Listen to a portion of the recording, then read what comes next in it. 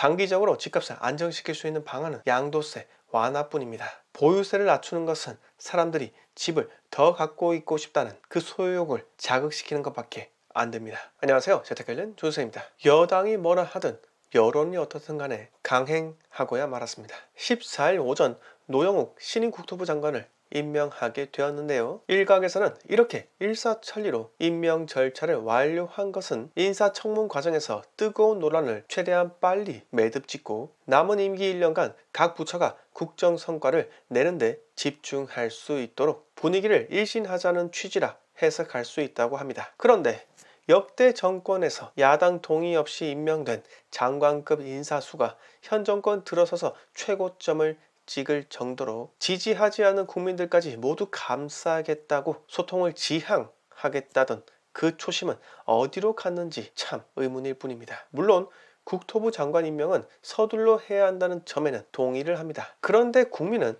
장관 임명의 시급성에 대한 의문점이 큰 것이 아니라 왜 후보자 검증을 이 정도 수준으로밖에 하지 못했냐에 대해서 분노감을 표출하고 있는 것 뿐입니다. 아마 제 생각에는 이제 내년 3월에 치러지는 대선까지는 불과 10개월도 남지 않았기 때문에 어차피 잘해봤자 조명받지도 못할 자리, 괜히 후보자로 지명되어봤자 청문회 가서 신상 다 털리기 때문에 잘해봤자 본전인 자리, 상황이 이런데 그 누가 마지막 열차를 타고 싶어 하겠습니까? 그러니 후보자 검증이 제대로 된 것이 아니라 애초부터 장관 하고 싶어 하는 인재풀이 적었다는 뜻 아니겠습니까? 참으로 씁쓸한 형국입니다. 노영욱 신임 국토부 장관께 제가 한 말씀 드리자면 남은 임기 동안 더 이상 부동산 규제는 있어서는 안 됩니다. 혹여나 장관께서 차기 정권에 부담을 주고 싶지 않다면은 여야와 협의하여 거래가 활발하게 일어날 수 있도록 양도세 중과 폐지로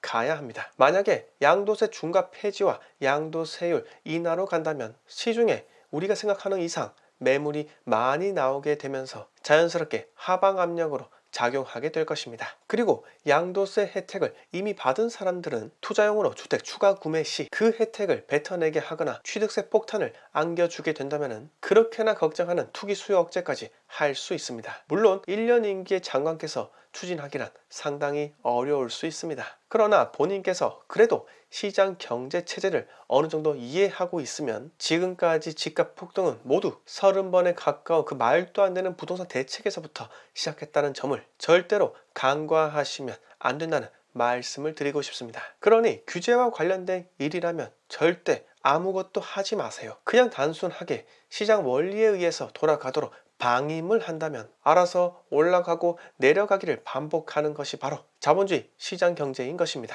여당도 마찬가지입니다. 지금 고민하고 있는 종부세 부과 기준 9억에서 12억으로 높이는 방안, 무주택자에 대한 LTV 90%까지 완화. 그런데 하나 명심해 둘 것은 이렇게 역대급으로 여론의 눈치를 보며 문제의 근본적 원인은 바로잡지 않고 이렇게 땜질 방식으로 가게 된다면 어렵게 잡은 권력 과연 오래 갈 수 있겠습니까? 서울시장 선거 참패한 주요한 원인 하나가 제멋대로 폭등시킨 공시가인데 잘못된 공시가 인상을 바로잡아야지 땜질식으로 종부세 부과 기준을 상향시키고 집값 상승하게 만드는 규제 일변도는 유지하게 된다면 지금이야 어물쩍 넘어갈 수 있더라도 앞으로 몇 년 뒤라면 국민들은 또다시 종부세로부터 고통을 받게 됩니다. 대다수 국민들을 고통받게 만드는 종부세, 원래 종부세 취지는 부자세가 아니었습니까? 이제 그 취지가 무색해졌다는 말입니다. 게다가 무주택자에 대한 LTV 90%까지 완화요? 애초부터 갚을 능력이 안 되는 사람에게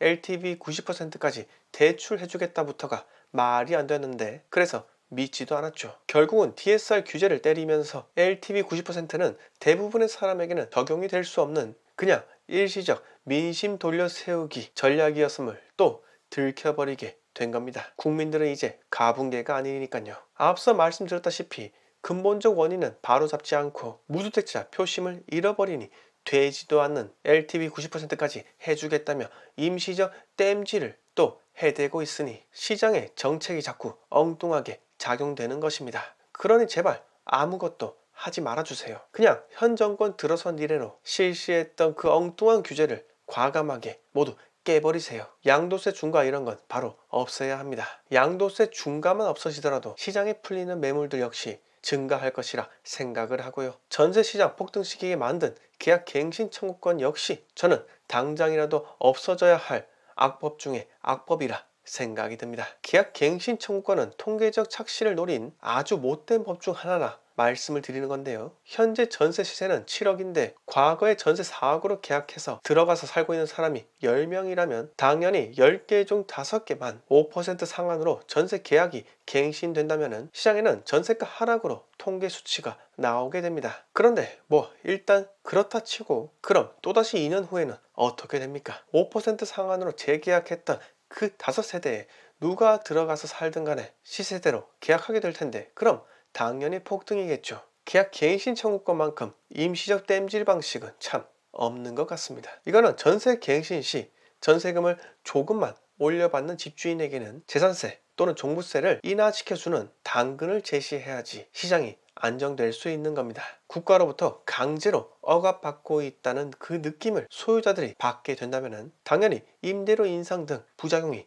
나올 수밖에 없는 것이 바로 자본주의 시장 체제입니다. 그것마저 부정하게 된다면 콩사탕주의로 가자는 말밖에 안 됩니다. 이제는 진짜 정신 차려서 행동할 때입니다. 신임 국토부 장관은 과거의 잘못을 타파하고 오직 국민을 위해서 일을 해야 합니다. 그러나 장관 자리를 그냥 가문의 명예 수준으로 치부한다면 6월 전 잠시나마 잠잠해진 집값, 6월 1일부 매물들이 자취를 감추며 부동산 가격은 폭등을 하게 될 겁니다. 제가 이렇게 말씀드리면 또 언제는 이미 폭등하고 있다면서 이제는 또 잠잠해졌다 라고 하냐 하실 수도 있는데 그런 지역이 있고 아닌 지역이 있는 겁니다. 늘 내 집값이 대한민국 중심 지표라 생각하지 마시기 바랍니다. 마지막으로 한마디 드리고 마치도록 하겠습니다. 저는 정말로 두렵습니다. 정말로 어렵게 낮은 분양가가 적용된 신축 분양이 생기면 뭐 하겠습니까? 어차피 프리미엄대로 붙고 시세대로 아니 시세 이상으로 가게 되어 있습니다. 그 정도로 지금 부동산은 신축 공급이 오히려 상승에 불붙이고 있다 해도